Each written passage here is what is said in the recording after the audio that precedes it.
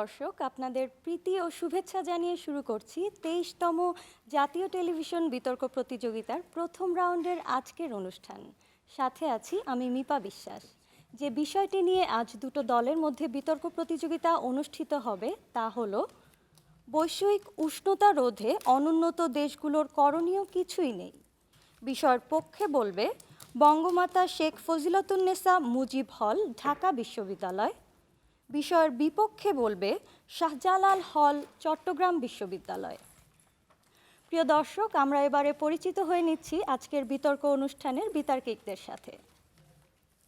পক্ষদল বঙ্গমাতা শেখ ফজিলাতুন্নেসা মুজিব হল, ঢাকা বিশ্ববিদ্যালয়ের বিতার্কিকরা হলেন শবনাম মুস্তারি, মোসাম্মদ সাবরিনা খাতুন ও তাদের দলনেতা খাদিজা শারমিন।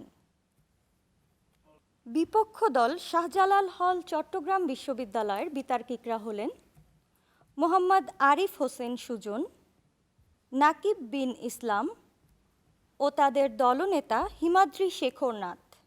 এবারে আমরা পরিচিত হব আজকের বিতর্ক প্রতিযোগিতার বিজ্ঞ বিচারক প্যানেলের সাথে।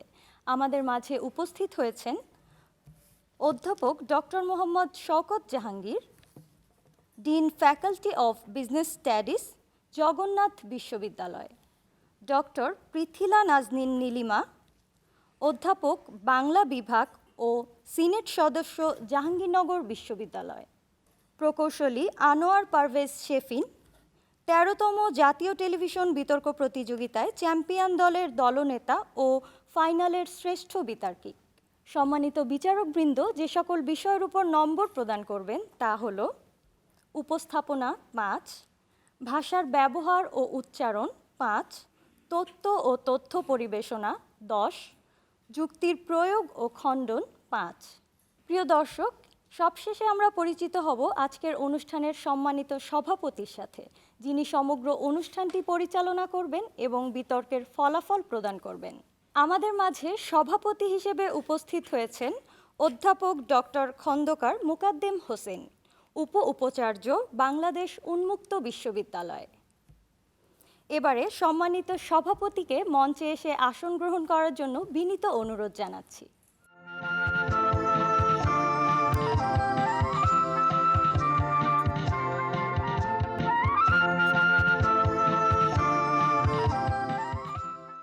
বিতর্ক অনুষ্ঠানটি শুরুর পূর্বে আসুন বিতর্কের নিয়ম সম্পর্কে সংক্ষেপে জেনে নেই। প্রত্যেক বক্তা তার বক্তব্য প্রদানের জন্য মোট 5 মিনিট সময় পাবে। এক্ষেত্রে 4 মিনিটে সতর্কতা সংকেত এবং 5 মিনিটে চূড়ান্ত সংকেত দেওয়া হবে। এছাড়া প্রত্যেক দল থেকে দলনেতা যুক্তি খণ্ডনের জন্য অতিরিক্ত 2 মিনিট সময় পাবে। এক্ষেত্রে 1.5 মিনিটে সতর্কতা সংকেত এবং 2 মিনিটে চূড়ান্ত সংকেত দেওয়া হবে। এবারে আমি সম্মানিত সভাপতিকে বিতর্ক অনুষ্ঠানটি শুরু করার জন্য বিনীত অনুরোধ জানাচ্ছি। সম্মানিত সভাপতি। সুপ্রিয় দর্শক ও শ্রোতা, 23তম জাতীয় টেলিভিশন বিতর্ক প্রতিযোগিতায় আপনাদের সবাইকে স্বাগতম। আজকের বিতর্কের যে বিষয়বস্তু সেটি হচ্ছে বৈশ্বিক উষ্ণতা রোধে অনন্ত দেশগুলো করণীয় কিছুই নেই। এই বিষয়ের পক্ষে যারা আছেন তারা হচ্ছেন বঙ্গমাতা শেখ ফজিলাতুন্নেসা মুজিব হল, ঢাকা বিশ্ববিদ্যালয়ের শিক্ষার্থীবৃন্দ। এই বিষয়ের বিপক্ষে যারা আছেন তারা হচ্ছেন শাহজালাল হল, চট্টগ্রাম বিশ্ববিদ্যালয়ের শিক্ষার্থীবৃন্দ। আমি প্রথমেই বঙ্গমাতা শেখ ফজিলাতুন্নেসা মুজিব হলের প্রথম বিতার্কিককে আহ্বান জানাচ্ছি বিতর্ক শুরু করার জন্য, শবনাম মুস্তারি। ধন্যবাদ মাননীয় সভাপতি, বিজ্ঞ বিচারক মণ্ডলী এবং যারা শুনছেন সকলের প্রতি রইল আমার আন্তরিক শুভেচ্ছা। আজকে আমাদের বিতর্কের বিষয় নির্ধারিত হয়েছে বৈশ্বিক উষ্ণতা রোধে অনুন্নত দেশগুলোর করণীয় কিছুই নেই পক্ষে অবস্থান করছি। আজকে আমাদের এই বিষয়টিকে যদি আমরা লক্ষ্য করি, যেই প্রপঞ্চগুলো দেখতে পাবো সেগুলোর সংজ্ঞায়ন আমি প্রথমে করে যেতে চাই। প্রথমেই রয়েছে বৈশ্বিক উষ্ণতা। বৈশ্বিক উষ্ণতা আসলে কি? গ্রিন হাউসের প্রভাব, ওজোন স্তরের ক্ষয়, বন জঙ্গল ধ্বংস, এগুলোর কারণে আমাদের পৃথিবীর উষ্ণতা যে উত্তরোত্তর বৃদ্ধি পাচ্ছে সেটাই মূলত বৈশ্বিক উষ্ণতা। আমাদের এই পৃথিবীর উষ্ণতা বিগত 8,000 বছর ধরে ধ্রুবক ছিল মাননীয় সভাপতি, কিন্তু এই গত 100 বছরে লক্ষ্য করা গেছে আমাদের পৃথিবীর উষ্ণতা 0.5 ডিগ্রি সেলসিয়াস বৃদ্ধি পেয়েছে এবং এটি গবেষণালব্ধ একটি ফলাফল। এছাড়াও বিজ্ঞানীরা আশঙ্কা করছেন 2050 সালের মধ্যে এই তাপমাত্রা বৃদ্ধির পরিমাণ হবে 1.5 ডিগ্রি সেলসিয়াস থেকে 2 ডিগ্রি সেলসিয়াস পর্যন্ত। শুধু তাই নয়, তারা আরও আশঙ্কা করছেন 2100 সালের মধ্যে এই তাপমাত্রা বৃদ্ধির পরিমাণ 1.8 ডিগ্রি সেলসিয়াস থেকে 6.3 ডিগ্রি সেলসিয়াস পর্যন্ত চলে যেতে পারে এবং এটি খুবই ভয়াবহ একটি বিষয় এবং এই বিষয়টিকে আমরা বলছি বৈশ্বিক উষ্ণতা। এরপরে যেটি রয়েছে বৈশ্বিক উষ্ণতা রোধকরণ। বৈশ্বিক উষ্ণতা রোধকরণ হচ্ছে এটি যে আজকে আমাদের এই পৃথিবীর উষ্ণতা যেন উত্তরোত্তর বৃদ্ধি না পায় এবং আজকে যেই পর্যায়ে রয়েছে বৈশ্বিক উষ্ণতাকে সেই পর্যায়ে ধ্রুবক রাখার জন্য যে ব্যবস্থাগুলো গ্রহণ করতে হবে সেটাই হচ্ছে আজকে বৈশ্বিক উষ্ণতা রোধকরণ। এবং এবারে আসি সবচেয়ে গুরুত্বপূর্ণ যে বিষয়টি, অনুন্নত দেশ। অনুন্নত দেশগুলো বলতে আমরা কোনগুলোকে বুঝছি? মাননীয় সভাপতি, যেই দেশগুলোর জীবনযাত্রার মান অত্যন্ত নিম্ন পর্যায়ে এবং যাদের আয়ের সীমা অত্যন্ত নিচু পর্যায়ে রয়েছে এবং সেই দেশগুলোর দুর্বল এবং দুর্নীতিগ্রস্ত সরকার ব্যবস্থা রয়েছে, এই দেশগুলোকে আমরা অনুন্নত দেশ হিসেবে গ্রহণ করছি। এবং আন্তর্জাতিক মুদ্রা তহবিলের 2019 সালের 21 জানুয়ারির তথ্য অনুযায়ী তারা বেশ কয়েকটি দেশকে অনুন্নত দেশ হিসেবে দেখিয়েছেন। এগুলো হচ্ছে মধ্য আফ্রিকান প্রজাতন্ত্র, কঙ্গো, নাইজার, লাইবেরিয়া, বুরুন্ডি, মালুই, মুজাম্বি, দক্ষিণ সুদান এবং মাদাগাস্কার। মাননীয় সভাপতি, এবারে আসি বৈশ্বিক উষ্ণতা রোধে করণীয়। এই করণীয়গুলোকে যদি আমরা দেখতে চাই, সেখানে সর্বপ্রথম দেখতে হবে যে আজকে কোন বিষয়গুলোর জন্য আমাদের বৈশ্বিক উষ্ণতা বৃদ্ধি পাচ্ছে। মাননীয় সভাপতি, এখানে লক্ষ্য করলে আমরা দেখতে পাই জীবাশ্ম জ্বালানির উত্তরোত্তর ব্যবহার বৃদ্ধি, সিএফসি গ্যাসের নির্গমন বৃদ্ধি, নাইট্রাস অক্সাইড এবং সালফার কণার উৎপাদন বৃদ্ধি এবং অরণ্য ধ্বংসকরণ, এবং এগুলোর মধ্যে সবচেয়ে বেশি প্রভাব ফেলছে গ্রিন হাউসের প্রতিক্রিয়া এবং এটি আজকে আমাদের বৈশ্বিক উষ্ণতা বৃদ্ধির প্রধান কারণ হিসেবে দেখানো হয়েছে। এখন আমরা যদি আমাদের বিতর্কের বিষয়টিতে ফিরে যাই, সেখানে দেখানো হয়েছে অনুন্নত দেশগুলোর করণীয় কিছুই নেই। এখানে প্রত্যয় যোগ করা হয়েছে কিছু এর সাথে। এখানে হয়তো আমার প্রতিপক্ষ দলের এখানে আপত্তি থাকতে পারে, কিন্তু আজকে প্রত্যয় দিয়ে আমরা এটাই বোঝাচ্ছি যে আজকে অনুন্নত দেশগুলোর যদি কোনো কিছু করণীয় থাকে, কিন্তু সেগুলোর ফলপ্রসূ কতটুকু, সেগুলোর ফলপ্রসূর কথা যদি আমরা চিন্তা করি, সেক্ষেত্রে এগুলো মাননীয় সভাপতি অত্যন্ত নগণ্য। সেই জায়গা থেকে আমরা দেখতে পাচ্ছি যে আজকে তাদের করণীয় কিছুই নেই। এখন করণীয় কিছুই নেই, এর প্রধান কারণগুলোর মধ্যে আমরা দেখতে পাচ্ছি যে আজকে শিল্পায়নের কারণে যেই বৈশ্বিক উষ্ণতা বৃদ্ধি পাচ্ছে, সেখানে শিল্পায়নের জন্য সবচেয়ে বেশি দায়ী কিন্তু আজকে উন্নত দেশগুলো। সেখানে মধ্য আফ্রিকান প্রজাতন্ত্রের মতো দেশগুলো কৃষিপ্রধান দেশ এবং তাদের 4% জমি রয়েছে, সেগুলোর জন্য তারা কিন্তু শিল্পায়নের দিকে আগাতে পারছে না। আজকে শিল্পায়ন হচ্ছে সেই উন্নত দেশগুলোতে। এছাড়া আজকে উন্নত দেশগুলোর ব্যক্তিগত গাড়ি ব্যবহার যেখানে মৌলিক চাহিদার মধ্যে, সেখানে এই অনুন্নত দেশগুলোর কিন্তু এটা কেবলমাত্র বিলাসের জায়গা। সুতরাং তাদের ব্যক্তিগত গাড়ির ব্যবহারের জন্য কিন্তু কার্বন নিঃসরণ বৃদ্ধি পাচ্ছে এবং এটিও একটি অত্যন্ত গুরুত্বপূর্ণ কারণ। এছাড়া আজকে যদি আমরা বলি যে অনুন্নত দেশগুলো নবায়নযোগ্য শক্তির ব্যবহার করা, জীবাশ্ম জ্বালানির ব্যবহার কমিয়ে, সে জায়গাতেও যদি আমরা লক্ষ্য করি মাননীয় সভাপতি, সেখানেও আজকে এই নবায়নযোগ্য শক্তির ব্যবহারের জন্য যেই টাকাগুলোর প্রয়োজন, সেটা কিন্তু আসবে আজকে উন্নত দেশগুলোর কাছ থেকে। সুতরাং আজকে প্রত্যক্ষ বা পরোক্ষভাবে সবগুলো কাজই বর্তায় উন্নত দেশগুলোর কাছে। সুতরাং এ থেকে আমরা বলতে পারি আজকে অনুন্নত দেশগুলোর এই বৈশ্বিক উষ্ণতা রোধের করণীয় কিছুই নেই। ধন্যবাদ মাননীয় সভাপতি, ধন্যবাদ সবাইকে। এবার আমি আহ্বান জানাচ্ছি বিষয়ের বিপক্ষে প্রথম বক্তা মোহাম্মদ আরিফ হোসেন সুজনকে তার বক্তব্য উপস্থাপনের জন্য। মাননীয় সভাপতি, সম্মানিত বিচারক মণ্ডলী, বিজ্ঞ প্রতিপক্ষ এবং সুপ্রিয় দর্শক মণ্ডলী, সবাইকে চট্টগ্রাম বিশ্ববিদ্যালয়ের শাহজালাল হলের পক্ষ থেকে আন্তরিক শুভেচ্ছা, অভিনন্দন। আজকের বিতর্কের বিষয় হচ্ছে বৈশ্বিক উষ্ণতা রোধে অনুন্নত দেশগুলোর করণীয় কিছুই নেই। অত্যন্ত যুক্তিসঙ্গত কারণে বিপক্ষে অবস্থান করছি। প্রথমে সংজ্ঞায়নে চলে আসি। বৈশ্বিক উষ্ণতা বলতে মাননীয় সভাপতি আজকে আমরা বুঝি গ্রিনহাউস গ্যাসের প্রভাবে কার্বন, নাইট্রাক্সাইড এবং মিথেন বা ক্লোরোফ্লোরোকার্বন এদের প্রভাবে পরিবেশের যে তাপমাত্রা, জলবায়ুর যে গড় তাপমাত্রা বেড়ে যাওয়াকে বুঝি এবং রোধে বৈশ্বিক তাপমাত্রা রোধে মাননীয় সভাপতি আমরা বুঝি এই যে তাপমাত্রা কমানোর জন্য বা এই যে বিশ্বের যে সমস্ত হচ্ছে কর্মসূচি নেওয়া হয়েছে সেই অনুযায়ী কাজ করাকে মাননীয় সভাপতি বুঝাচ্ছি। এবং অনুন্নত দেশগুলোর ক্ষেত্রে তারা যেভাবে সংজ্ঞায়িত করেছে সেই জায়গা থেকে মাননীয় সভাপতি এই অনুন্নত দেশগুলো মাননীয় সভাপতি মূলত হচ্ছে কৃষি নির্ভর দেশ। তাদের হচ্ছে প্রধান অর্থনীতি হচ্ছে মাননীয় সভাপতি কৃষির উপর নির্ভর করে অবস্থান করছে এবং তাদের বেকারত্বের হার বেশি, মাননীয় সভাপতি মাথাপিছু আয় কম এবং একই সাথে তারা কিন্তু মাননীয় সভাপতি অধিক জনসংখ্যা বহুল একটি দেশ কাজে এবং এই ক্ষেত্রে তাদের করণীয় কিছু নেই বলার ক্ষেত্রে মাননীয় সভাপতি আমরা মনে করি আসলে মাননীয় সভাপতি অনেক কিছু করণীয় আছে। মাননীয় সভাপতি জাতিসংঘ 10 বছর পর একটি প্রতিবেদন করে অনুন্নত দেশগুলো নিয়ে। অতি সাম্প্রতিক সম্মেলনে জাতিসংঘ বলেছে এই অনুন্নত যে দেশগুলো আছে তাদের মধ্যে 50% দেশকে উন্নত দেশ বা অর্থনৈতিকভাবে উন্নত দেশে পরিণত করার জন্য কাজ করবে এবং এই জন্যই ওয়ার্ল্ড ট্রেড অর্গানাইজেশন কাজ করে যাচ্ছে এবং সম্মিলিত নীতি এবং অর্থনৈতিক উন্নয়নের জন্য নীতি প্রয়োগ করেছে। মাননীয় সভাপতি যখন পক্ষদল এই জায়গা থেকে মাননীয় সভাপতি বলে যান অনুন্নত দেশগুলোর করণীয় কিছুই নেই, তখন আমরা বলি বৈশ্বিক উষ্ণতা রোধে অনুন্নত দেশগুলো যদি কিছু করতেই চায় তখন মাননীয় স্পিকার এখনই সময়, কারণ সময় গেলে মাননীয় সভাপতি সাধন হবে না, কারণ বৈশ্বিক তাপমাত্রা ইতিমধ্যেই অনেকটুকু বেড়ে গেছে আর এর চেয়ে বেশি মাননীয় সভাপতি আমাদের পৃথিবীর জন্য অনেক ধ্বংসের সম্মুখীন হয়ে যাবে। মাননীয় সভাপতি কেন মাননীয় সভাপতি আজকে অনুন্নত দেশগুলোর মাননীয় সভাপতি করণীয় অনেক কিছু আছে, কারণ মাননীয় সভাপতি অনুন্নত দেশের যে ধারণা সেটা আমরা ইতিমধ্যে দেখেছি যে কোনো স্থির ধারণা নয়। অনুন্নত দেশগুলোই আজকের অনুন্নত দেশগুলোই স্বল্পোন্নত উন্নয়নশীল এবং এক সময়ে তাদের কাঙ্ক্ষিত যে লক্ষ্য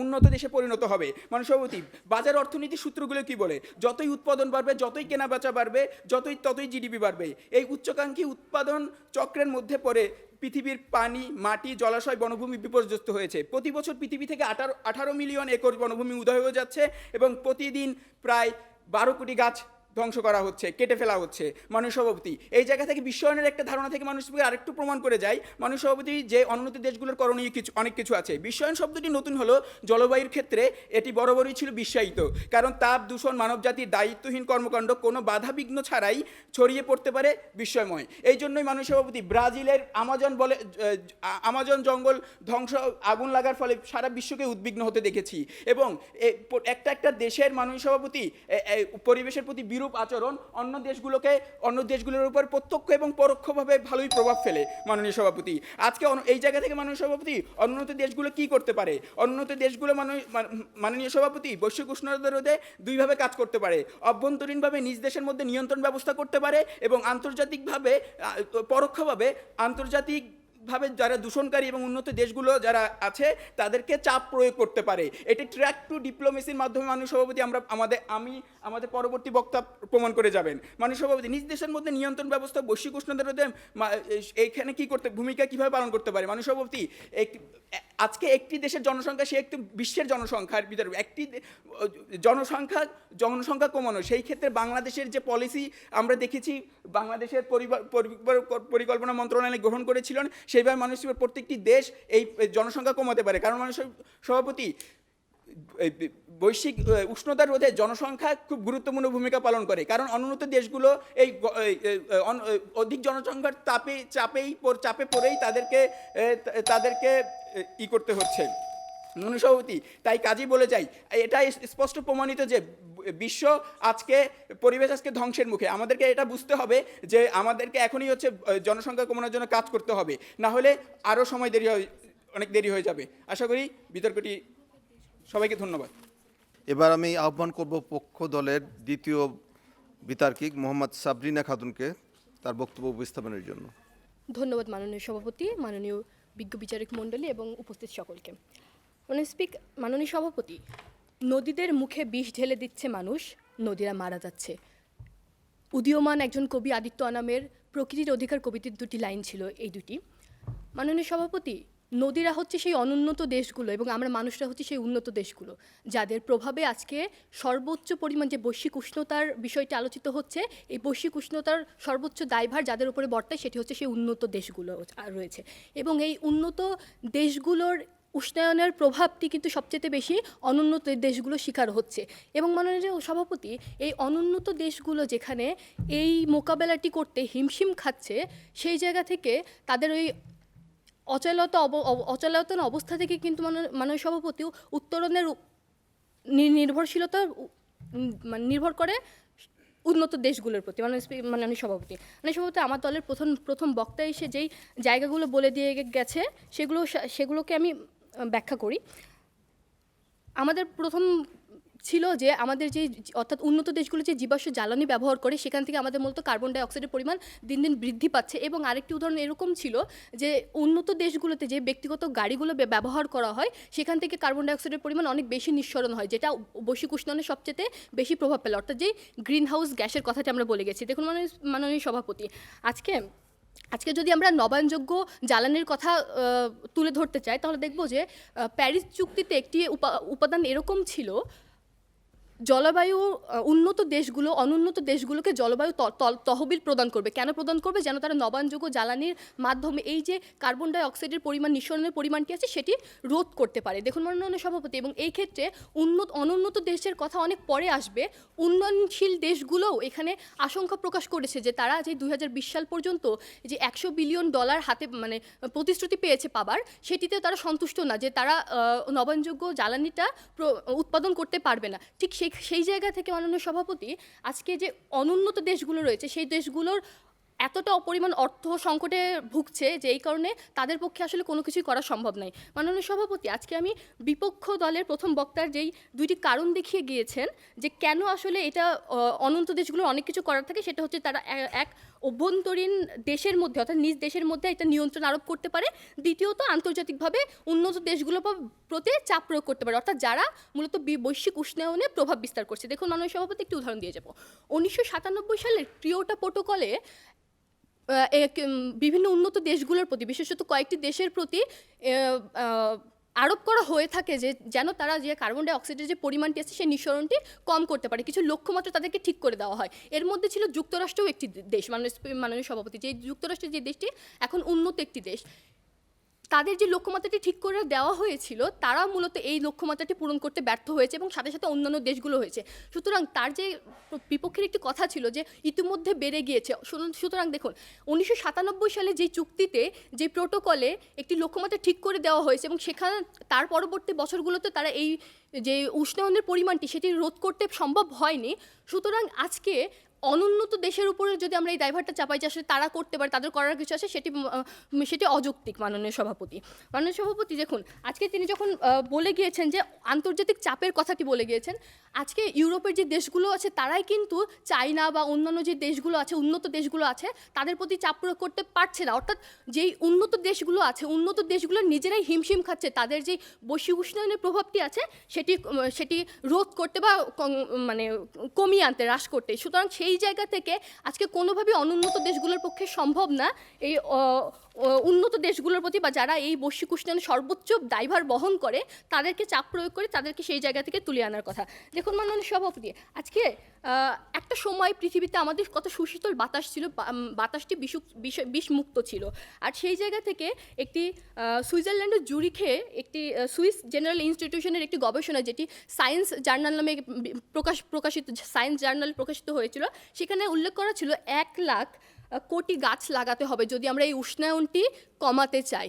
দেখুন, আজকে যদি আমরা এই 1,00,000 কোটি গাছ লাগানোর কথা বলি, অনুন্নত দেশগুলোর পক্ষে কতটা সম্ভব, যখন ইতিমধ্যে তারা তাদের যে উন্নত দেশগুলোর যে শিল্পায়ন, তাদের যে জীবাশ্ম জ্বালানির ব্যবহার বা তাদের যে ব্যক্তিগত যানবাহনের ব্যবহার, এই জায়গা থেকে তারা যে পরিমাণ উষ্ণায়নের প্রভাব বিস্তার করছে, সেই প্রভাবগুলো সামলাতে বা মোকাবেলা করতেই উন্নত দেশগুলো হিমশিম খাচ্ছে। এবং অনুন্নত দেশগুলো সম্পর্কে আমরা আগেই বলে গিয়েছি যে এদের জীবনযাত্রার মান নিম্ন, মাথাপিছু আয় কম, এবং এদের যে পরিমাণ ভূমির পরিমাণ সেটিও কম। সেখানে এই গাছগুলো লাগিয়ে কতটা হ্রাস করা সম্ভব, এক্ষেত্রে মাননীয় সভাপতি মানে আমরা সন্দিহান।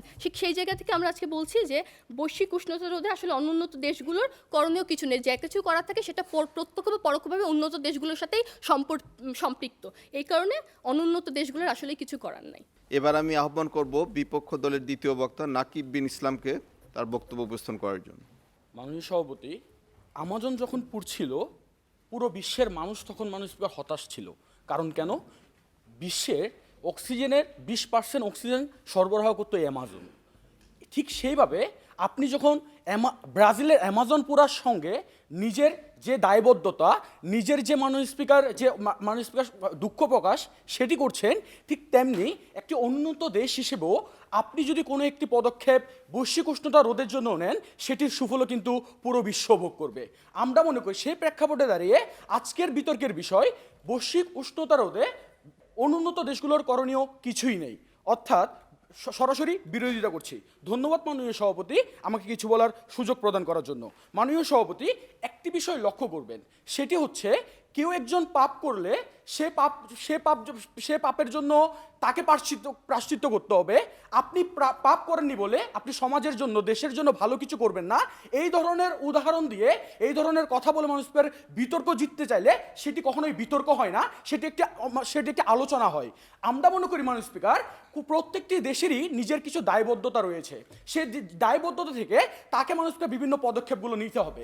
আজকে প্রতিপক্ষ দলের প্রথম বক্তা এসে যখন বলে যায় যে দুর্নীতি, জীবনযাত্রার মান উন্নয়ন ভালো না হওয়ার কারণে আজকে অনুন্নত দেশগুলো চাইলে কিছু করতে পারে না, ঠিক তারাই সেখানে ভুলটি করে যান।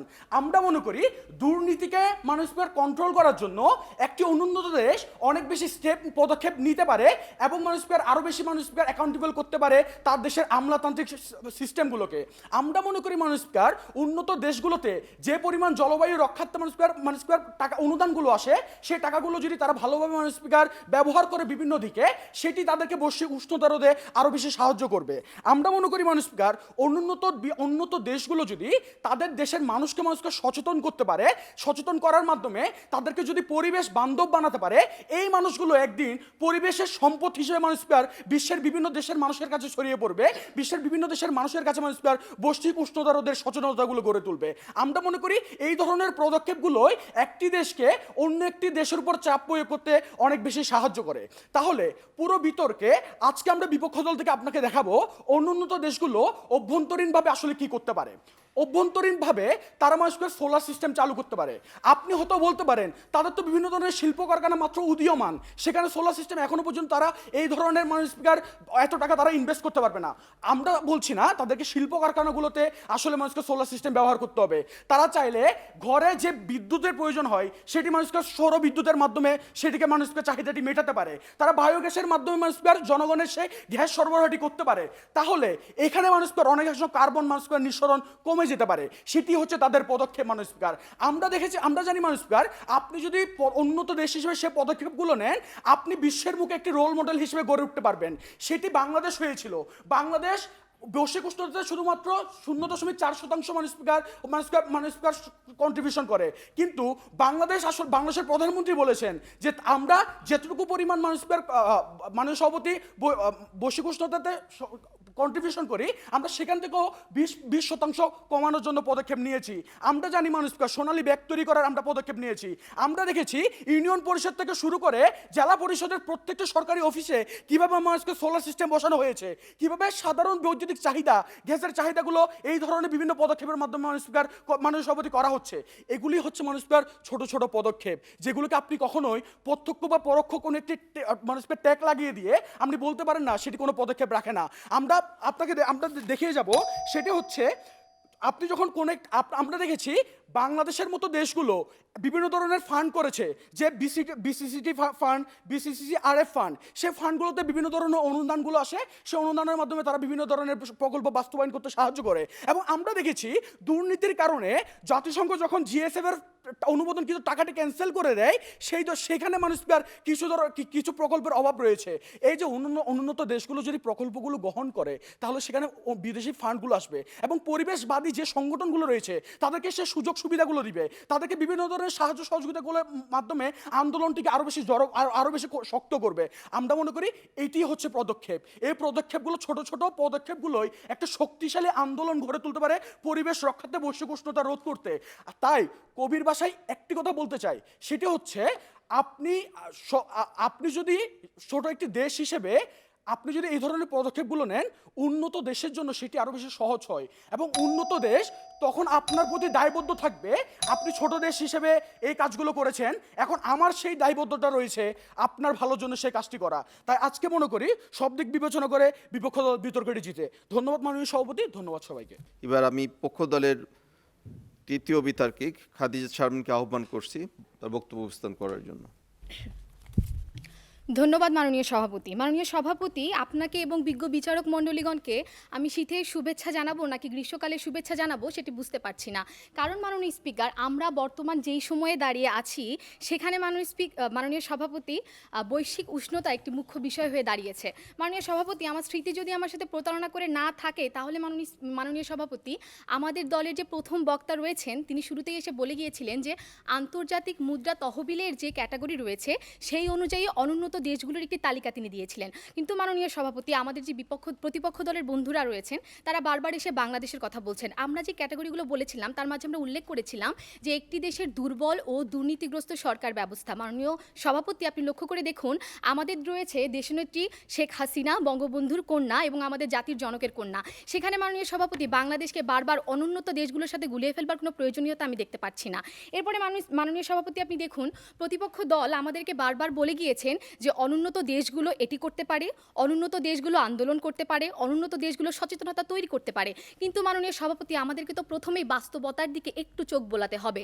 আমরা যদি বারবার শুধুমাত্র স্বপ্ন নিয়েই কথা বলি, কিন্তু মাননীয় সভাপতি, অনুন্নত দেশগুলোর আসলেই সক্ষমতা কতটুকু, বাস্তবিক অর্থে আসলে তারা যেই দুটি স্ট্যান্ড পয়েন্ট দেখিয়ে গেছেন আসলে এগুলো প্রায়োগিক কিনা সেদিকেও আমাদেরকে তাকাতে হবে। মাননীয় সভাপতি, দেখুন, তারা আজকে তাদের যে দুটি পয়েন্ট বলে গিয়েছিলেন, একটি হচ্ছে যে অভ্যন্তরীণভাবে দেশগুলো নানা রকমের পদক্ষেপ গ্রহণ করতে পারে এবং মাননীয় সভাপতি তারা বলেছেন যে আন্তর্জাতিক চাপ প্রয়োগ করতে পারে। মাননীয় সভাপতি, আপনি লক্ষ্য করে দেখুন, আমরা যখন বলেছিলাম আন্তর্জাতিক মুদ্রা তহবিলের অনুন্নত দেশগুলোর কথা, আমরা বলেছিলাম যে মধ্য আফ্রিকান প্রজাতন্ত্র হচ্ছে অনুন্নত দেশগুলোর মধ্যে 1 নম্বর দেশ এবং সেই দেশটিতে মাননীয় সভাপতি তারা বলেছিলেন যে দেশের আয়তনের তুলনায় জনসংখ্যা অনেক বেশি হবে। কিন্তু মাননীয় সভাপতি, তাদের একটু পড়াশোনা করবার দরকার ছিল যে আসলে একটি অনুন্নত দেশ হবার জন্য সবসময় বিপুল পরিমাণে জনসংখ্যার দরকার নেই। মধ্য আফ্রিকান প্রজাতন্ত্রতে 5,86,000 বর্গ কিলোমিটারের একটি দেশ এবং মাননীয় সভাপতি তাদের জনসংখ্যা হচ্ছে মাত্র 46 লাখ। এখন মাননীয় সভাপতি দেখুন অভ্যন্তরীণ কী কী সমস্যা রয়েছে এই অনুন্নত দেশগুলোর। একটি অনুন্নত দেশ, আমরা যেই সকল দেশের কথা বলেছি সেই দেশগুলো হচ্ছে মধ্য আফ্রিকান প্রজাতন্ত্র, কঙ্গো, বুরুন্ডি রয়েছে, তারপর মাননীয় সভাপতি ইরিত্রিয়া রয়েছে এবং অন্যান্য দেশগুলো রয়েছে। এই দেশগুলোতে মাননীয় সভাপতি গৃহযুদ্ধ সবসময় লেগেই রয়েছে মাননীয় সভাপতি, যেখানে তাদের জীবনের নিরাপত্তা, জীবন নিয়ে বেঁচে থাকাই একটি মুখ্য বিষয়। মাননীয় সভাপতি, জীবন নিয়ে চলাফেরা করাই একটি মুখ্য বিষয়। সেখানে মাননীয় সভাপতি যারা বৈশ্বিক উষ্ণতায় সামান্যতম কন্ট্রিবিউশন করছে না, সমগ্র আফ্রিকা মিলে মাননীয় সভাপতি যেখানে মাত্র 7% বৈশ্বিক উষ্ণতায় কন্ট্রিবিউশন করছে, সেখানে সেই অনুন্নত দেশগুলো মাত্র 1% কন্ট্রিবিউট করছে। এবং একই ক্ষেত্রে মাননীয় সভাপতি দেখুন, আমরা আন্তর্জাতিক ক্লাইমেট চেঞ্জের যে রিপোর্ট রয়েছে সেটির দিকে যদি তাকাই তাহলে দেখতে পারবো যে এই দেশগুলো মাননীয় সভাপতি সবচেয়ে কম দায়ী হয়েও সব থেকে বেশি ভুক্তভোগী হচ্ছে। কারণ মাননীয় সভাপতি তাদের অভ্যন্তরীণ কাঠামোর দিকে একবার দেখতে হবে।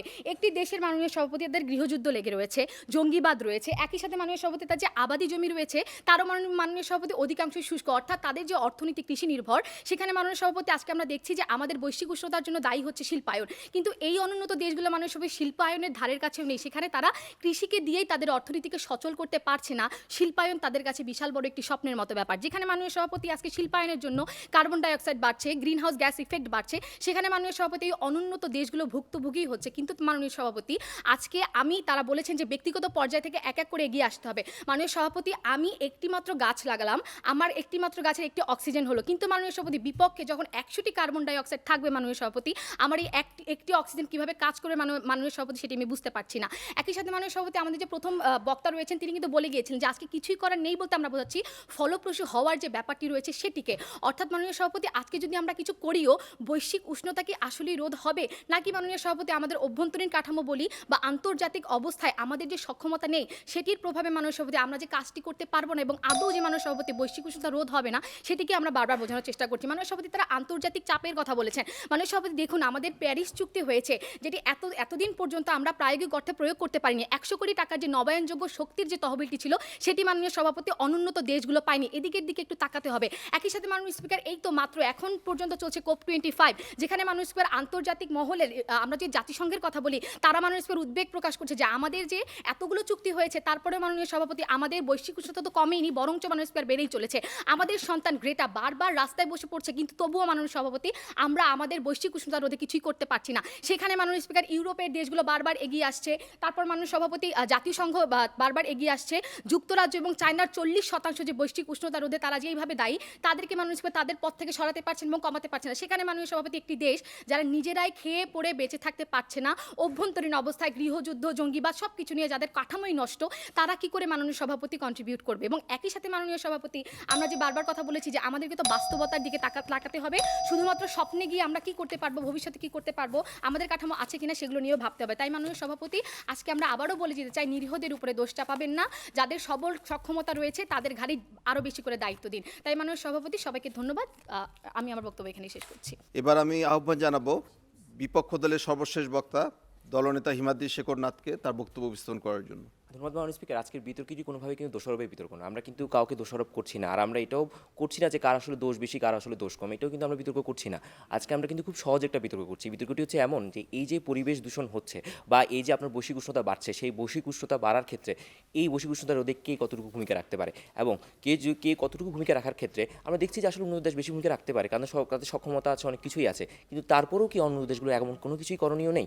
অর্থাৎ সেই ক্ষেত্রে কারো যদি আসলে সক্ষমতা কম হয় সেই সক্ষমতা কমের স্বপ্নে যদি সে আসলে তার যতটুকু করণীয় অর্থাৎ ন্যূনতম কিছু করণীয় আছে, আপনার হয়তো আপনার বাসায় সোলার প্যানেল লাগাতে পারেন, এটাতে হয়তো বৈশ্বিক উষ্ণতা একটু কমতে পারে, বিদ্যুৎটা একটু কম উৎপাদন করলেও হয় জীবাশ্ম জ্বালানি পুড়িয়ে, বা আপনি হয়তো বায়োগ্যাস যেটা আসলে মিথেন গ্যাসের মাধ্যমে গ্রিনহাউস এফেক্ট করতে পারতো সেটা না পুড়িয়ে আপনি ভিন্নভাবে জিনিসটাকে ব্যবহার করছেন, এর মাধ্যমে বৈশ্বিক দূষণ একটু কমতে পারতো।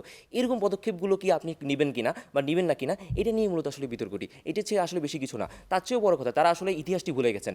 অর্থাৎ তারা হয়তো বলছেন যে এই যে পরিবেশ দূষণ বা যে বৈশ্বিক উষ্ণতা এটি কিন্তু কখনোই আলোচনার টেবিলে মূলত প্রায়োরিটি পায়নি। যে বৈশ্বিক দূষণের যে আইনগুলো এসেছে সেগুলো কিন্তু অনেক পরে এসেছে, এই জিনিসগুলোকে ব্যবহার করেই কিন্তু লন্ডন যুক্তরাজ্যের মতো রাষ্ট্রগুলো কিন্তু তারা এইগুলো করেছে। অর্থাৎ এই বৈশ্বিক দূষণ অর্থাৎ এই যে বৈশ্বিক উষ্ণতা বৃদ্ধি এই জিনিসটা যে আজকে জাতিসংঘ সহ বিভিন্ন জায়গায় এই যে মূল আলোচনার লক্ষ্য হচ্ছে, এই আলোচনাটি মূলত নিয়ে এসেছে কারা? এই অন্য দেশগুলো যারা আসলে সবচেয়ে বেশি ভুক্তভোগী। এটা কিন্তু আমরা নৈতিকভাবে দেখেছি, যারা আসলে সবচেয়ে বেশি ভুক্তভোগী তারা যদি তাদের কথাগুলো আলোচনার টেবিলে না আনে, ধনীদের বা সেই ক্ষেত্রে যে যারা উন্নত তাদের কিন্তু ওরকম পরিমাণে আগ্রহ থাকে না তাদের জন্য আসলে কথা বলা। আমরা সেই ক্ষেত্রে সেই কথাটি বলতে পারি আমাদের মুক্তিযুদ্ধের ক্ষেত্রেও।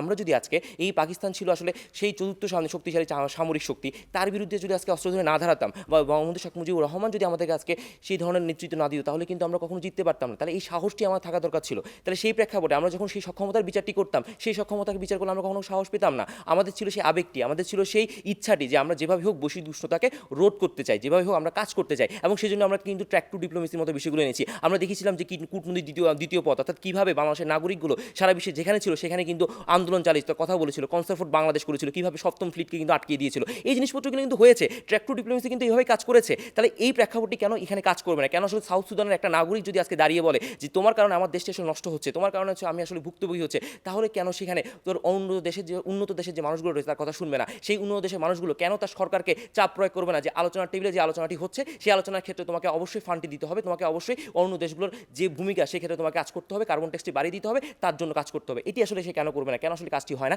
এটি আমাকে বোঝানোর দরকার ছিল, আপনি সেটা বুঝাননি। আপনি যেটা বারবার বলেছেন হতাশার গল্প বলেছেন, আমরাও সেটাও জানি, আমরাও হতাশার গল্পটাই বলছি আসলে সেটাই হচ্ছে। কিন্তু সেই ক্ষেত্রটাতে এই বিতর্কটি কখনো এটি দাবি করছে না যে এই ক্ষেত্রে অন্য দেশগুলো আসলে কিছুই করতে পারে না, এটি দাবি করছে যে আসলে এই বৈশ্বিক উষ্ণতা রোধে কার ভূমিকা কেমন এবং সেই ক্ষেত্রে কে আসলে কতটুকু দায়িত্ব পালন করতে পারে। আমরা মূলত এই বিতর্কে এইটুকুই দেখানোর দরকার হচ্ছে যে আসলে এই অন্য দেশগুলো যদি ন্যূনতম যদি একটা ভূমিকা রাখতে পারে সেই ন্যূনতম ভূমিকা রাখাটা আসলে কেন দরকার, সেই প্রেক্ষাপটটি মূলত আসলে আমরা বিতর্কটা করার চেষ্টা করছি, এবং সেই ন্যূনতম প্রেক্ষাপটের ক্ষেত্রে আজকে আপনি বারবার জিনিসটাকে ভুলভাবে ব্যাখ্যা করছেন। আমরা বাংলাদেশকে কখনো ছোটোভাবে দেখিনি। আমরা যেটা বলেছিলাম যে বাংলাদেশ 2020 সালের মধ্যে যে পরিবেশ বান্ধব ইট তৈরি করার কথা বলছে, যেখানে আসলে আপনার সেই চিমনির মধ্যে আসলে কাঠকলা দিয়ে পোড়ানো লাগবে না, এই প্রযুক্তিটা যদি আজকে সাউথ সুদান ফলো করে, এই প্রযুক্তিটি যদি আজকে আপনার মাদাগাস্কার বা বুরুন্ডির মতো দেশগুলো ফলো করে, তাহলে সেই ক্ষেত্রে তো সেই দেশটির মধ্যে বৈশ্বিক উষ্ণতা কিছুটা হলো কমছে। অর্থাৎ প্রেক্ষাপটটা হচ্ছে এরকম, বৈশ্বিক উষ্ণতা যদি পুরোপুরিভাবে নাও কমে, তারা পুরো বৈশ্বিক উষ্ণতা কমানোর ক্ষেত্রে একটা ভূমিকা রাখছে, সেটি হচ্ছে গুরুত্বপূর্ণ জিনিস। হচ্ছে এরকম যে বৈশ্বিক উষ্ণতার বিষয়টি কখনো একটা দেশের মধ্যে আবদ্ধ থাকে না। আজকে যদি যুক্তরাষ্ট্র বেশি জ্বালানি ব্যবহারকারী দেশ হয়ে থাকে,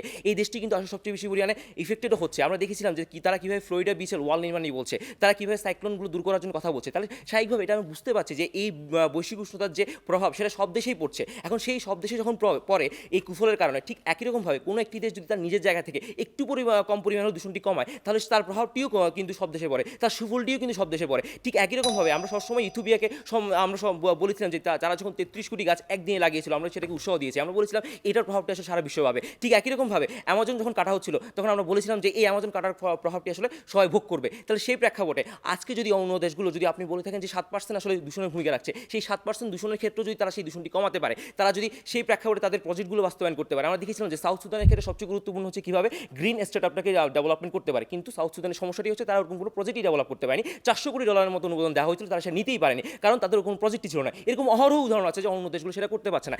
এই দায়ভারটি আসলে কার? অবশ্যই অন্য দেশের কাঠামো। তারা অবশ্যই তারা একটা নীতিমালা নিয়ে যেতে পারতো, তারা সেটা নিয়ে যে ফান্ডটি তার দেশে নিয়ে আসতে পারতো, এবং সেটাকে বৈশ্বিক উষ্ণতার জন্য ব্যবহার করতে পারতো, বা বৈশ্বিক উষ্ণতার ক্ষেত্রে যে উদ্বাস্তুগুলো তৈরি হবে তার ক্ষেত্রে ব্যবহার করতে পারতো। তারা সেটা করতে পারেনি। তাহলে সেই প্রেক্ষাপটে সেই দায়ভারটি যখন অন্য দেশগুলো হয়ে থাকে, আমরা বিশ্বাস করি এই জায়গায় অবশ্যই অন্য দেশগুলো কিছু না কিছু করণীয় আছে। আমার প্রেক্ষাপটে আমরা মূলত সেটি করার চেষ্টা করেছি। আমরা এটি কখনো অস্বীকার করছি না যে অন্য দেশগুলো আসলে করণীয় কিছু নেই।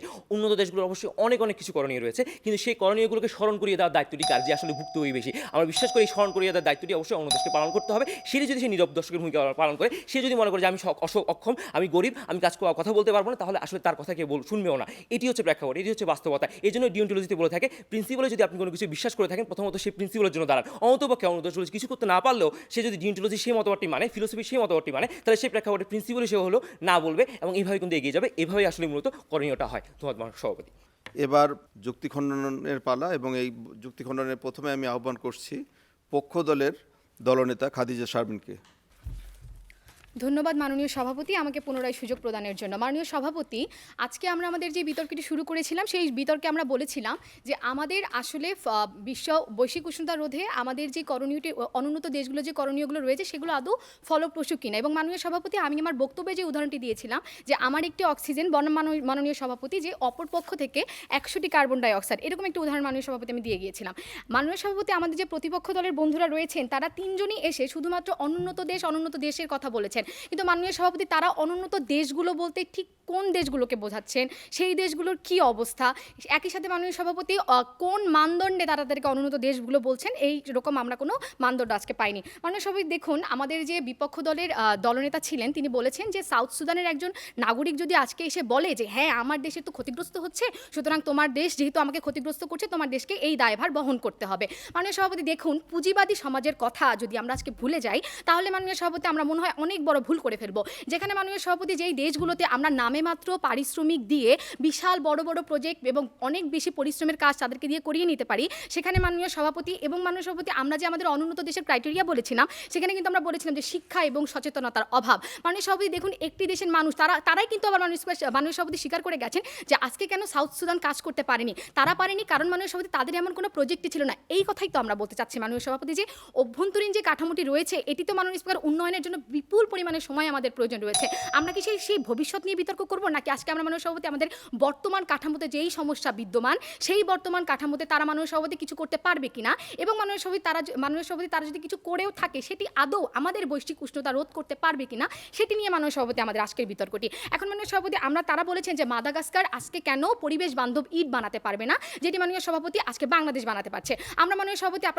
আমি মাননীয় সভাপতি আপনাদেরকে প্যারিস চুক্তির কথা বলেছিলাম, যেখানে মাননীয় সভাপতি 100 কোটি টাকার যে তহবিলটি রয়েছে নবায়নযোগ্য শক্তি করার জন্য, সেই অর্থতেই মাননীয় সভাপতি সংকট রয়েছে, যেটি কিনা মাননীয় সভাপতি অনুন্নত দেশগুলো পাচ্ছেই না। সেখানে মাননীয় সভাপতি একটি দেশের শিক্ষা সচেতনতা নেই, নিজেদের অভ্যন্তরীণ নানান রকম সমস্যা, তারা কীভাবে মাননীয় সভাপতি অর্থের বিপুল পরিমাণ চাহিদা নিয়ে পরিবেশ বান্ধব ইট তৈরি করবে। মাননীয় সভাপতি, আমি আশা করব প্রতিপক্ষ দলের বন্ধুরা এর যথাযোগ্য সমাধান দেখিয়ে যাবেন। তাই মাননীয় সভাপতি, আমার বক্তব্য এখানে শেষ করছি এবং আপনাদের সবাইকে ধন্যবাদ। এবার আমি আহ্বান জানাচ্ছি বিপক্ষ দলের দলনেতা হিমাদ্রি শেখর নাথকে যুক্তি খণ্ডনের জন্য। ধন্যবাদ মাননীয় স্পিকার। যদি আজকে অর্থ সংকটই থাকতো তাহলে আপনি যে প্রজেক্টটি নিয়ে গেলেন সেই প্রজেক্টের জন্য আপনি ফান্ড আনতে পারেন না, কারণ আপনি পরিবেশ বান্ধব ইট বানাবেন এটা নিয়ে একটা প্রজেক্ট দেন না, তার জন্যই ফান্ড নিয়ে আসেন না। সেটাই যদি আপনি নিয়ে আসতে না পারেন সেটা তো অবশ্যই আপনার ব্যর্থতা।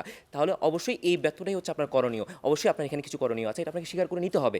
দ্বিতীয় বিষয়, আপনি বারবার বলছেন উন্নত দেশ অনেক কিছু করতে পারে, আমরা অস্বীকার করে নিই তো উন্নত দেশ অনেক কিছু করতে পারে না, অবশ্যই অনেক কিছু করতে পারে, কিন্তু সেই কিছু করণীয় করার ক্ষেত্রে আপনি যারা বারবার ছোট করছেন, আমার সক্ষমতা কর এই জন্য আমি চুপ করে থাকবো, আমার সক্ষমতা কম আমি চুপ করে থাকবো, যদি জিনিসগুলো এরকমই চলে তাহলে এই পৃথিবীতে কেউ কখনো তার নিজের স্বার্থের বাইরে চিন্তা করবে না, কখনো সামগ্রিক স্বার্থের বাইরে কথা বলাটা সে বোধ করবে না। এবং সেই প্রেক্ষাপটটি হচ্ছে এরকম যে আপনি অর্থাৎ অন্য দেশ হিসেবে যদি আজকে কথা বলা শুরু করেন, বা কথা বললেও হয়তো 2বার শুনবে না 3বার শুনবে না, কিন্তু একটা নির্দিষ্ট পর্যায়ের পর কিন্তু মানুষ শুনতে হয়। এই জন্য কিন্তু এনভায়রনমেন্টরা কিন্তু সাউথ সুদান বা এইসব দেশগুলো নিয়ে কথা বলছে। তাহলে এই প্রেক্ষাপটটি হচ্ছে এরকম, আপনার কথা বলাটা এখানে জরুরি, তাহলে আপনার কথা বলাটা কিন্তু একটা করণীয়, এটা আপনি কেন করবেন না? তৃতীয়ত, আপনি নিজে স্বীকার করে গেলেন যে শিক্ষার অভাব আছে, সচেতনতার অভাব আছে, তাহলে শিক্ষার অভাব সচেতনতার অভাব এটা আপনার নিজের দেশের সমস্যা, এটা অন্য কেউ এসে সমাধান করে দিবে না, তো এটা আপনাকে করতে হবে। বাংলাদেশ যেমন একটা সফলতার উদাহরণ রয়েছে, ঘরে ঘরে যে পরিবার পরিকল্পনার মাধ্যমে জনসংখ্যা কমিয়েছে, ঠিক একই রকমভাবে সাউথ সুদান বা এটা যদি শিক্ষার হার সমস্যা হয় তাহলে শিক্ষার হারটা ঘরে ঘরে পৌঁছিয়ে দিক, সচেতনতার ঘরে ঘরে পৌঁছিয়ে দিক, তাহলে সেটা তার করণীয়। তাহলে সেটাকে কেন আপনি অস্বীকার করছেন? অর্থাৎ ডিবেটটা হচ্ছে এইটাই,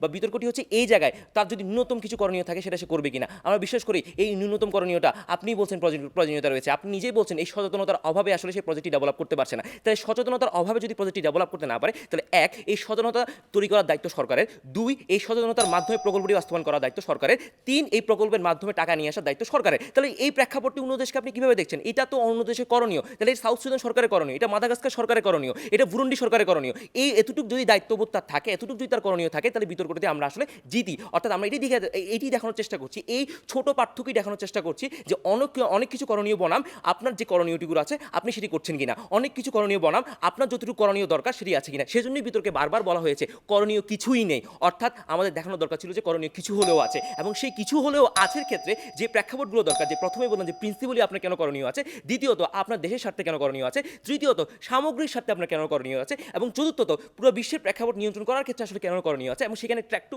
ডিপ্লোমেসি, যেটা মুক্তিযুদ্ধের উদাহরণের মধ্যে সুন্দর করে ব্যাখ্যা করে গেলাম কেন করণীয় আছে, সেটা আমরা দেখানোর চেষ্টা করছি, এবং এটাই আসলে গুরুত্বপূর্ণ। ধন্যবাদ মহাসভাপতি।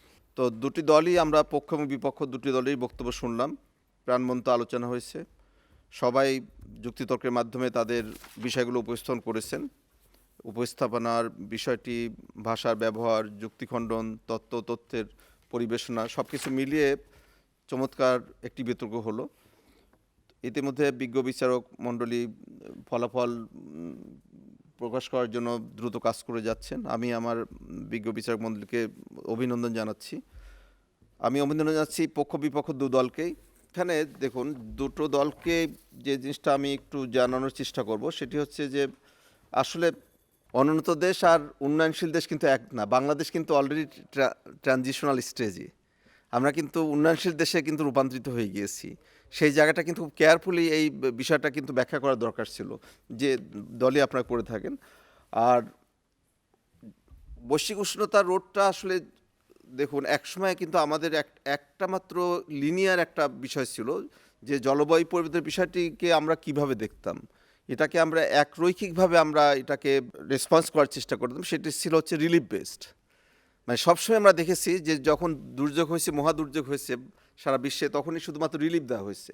কিন্তু এটা 80-র দশক পর্যন্ত ঘটেছিল। 80-র দশকের পরে পরবর্তী কিন্তু প্যারাডাইম শিফট হয়েছে। এই প্যারাডাইম শিফটটা কিন্তু আপনাদের এখানে নিয়ে আসা দরকার ছিল। অর্থাৎ এখন কিন্তু আর রিলিফ বেসড সিচুয়েশনে কিন্তু আমরা জলবায়ুর যে আফটার ইফেক্ট বা ফলাফল যেটা, সেটাকে আমরা মানে মোকাবেলা করি না।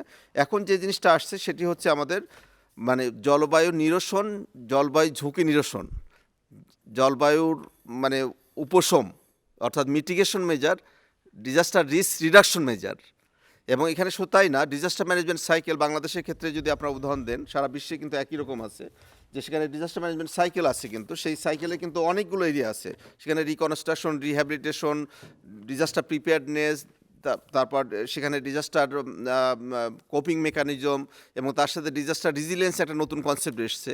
আরেকটা জিনিস আপনারা যেটা যোগ করেনি সেটা হচ্ছে সাস্টেইনেবিলিটি। এই সাস্টেইনেবল ডেভেলপমেন্টটা 17টা গোল নিয়ে কিন্তু আমাদের সরকার ইমপ্লিমেন্ট করছে। আর এমডিজিটাকে কিন্তু আপনারা নিয়ে আসতে পারতেন। বিজ্ঞ বিচারক মণ্ডলী যে রায় দিয়েছেন, সেই রায়ের ফলাফলে এসছে, এবং সেক্ষেত্রে আমি বিজয়ী দলের নাম ঘোষণা করছি। বিজয়ী দল হচ্ছেন বঙ্গমাতা শেখ ফজিলাতুন্নেসা মুজিব হল, ঢাকা বিশ্ববিদ্যালয়। এবং একই সঙ্গে আমি শ্রেষ্ঠ বিতার্কিকের নামও ঘোষণা করছি। আজকের শ্রেষ্ঠ বিতার্কী হচ্ছেন খাদিজা শারমিন। তো সবাইকে অভিনন্দন, যারা বিজয়ী হয়েছেন এবং যারা হতে পারেননি তাদেরও জোরালো বক্তব্য ছিল, তারাও অনেক চমৎকার বলেছেন। অর্থাৎ এখানে কিন্তু যুক্তিতর্কের মাধ্যমে যে প্রাণচাঞ্চল্য এসেছিল, প্রাঞ্জলভাবে আপনারা কথাবার্তা উপস্থাপন করেছেন, সেই জিনিসগুলো কিন্তু আমাদের দর্শকদের মনে নাড়া দিয়েছে, শ্রোতাদের মনে থাকবে। তবে ভবিষ্যতে আমি যে বিষয়গুলো বললাম সেই বিষয়গুলোকে যদি আপনারা যদি সর্বাত্মকভাবে নিয়ে আসেন, তাহলে কিন্তু এটা দেখুন নলেজ শেয়ারের ব্যাপার, এটা সায়েন্টিফিক রিজনিংয়ের ব্যাপার। আরও কিছু বিষয় আছে স্থানীয়ভাবে নলেজ উইজডম, সেগুলোকে সায়েন্টিফিক রিজনিংয়ের মাধ্যমে আমরা কিন্তু স্থানীয়ভাবে আমরা আমাদের সক্ষমতা বাড়িয়েছি। সেই জিনিসগুলো কিন্তু এখানে কিন্তু বৈশ্বিক উষ্ণতা কমানোর ক্ষেত্রে অনেক সাহায্য করেছে। সবাইকে অনেক অনেক ধন্যবাদ জানিয়ে আজকে 23তম জাতীয় টেলিভিশন বিতর্ক প্রতিযোগিতা আমি এখানেই শেষ করছি। সবাইকে অনেক অনেক ধন্যবাদ।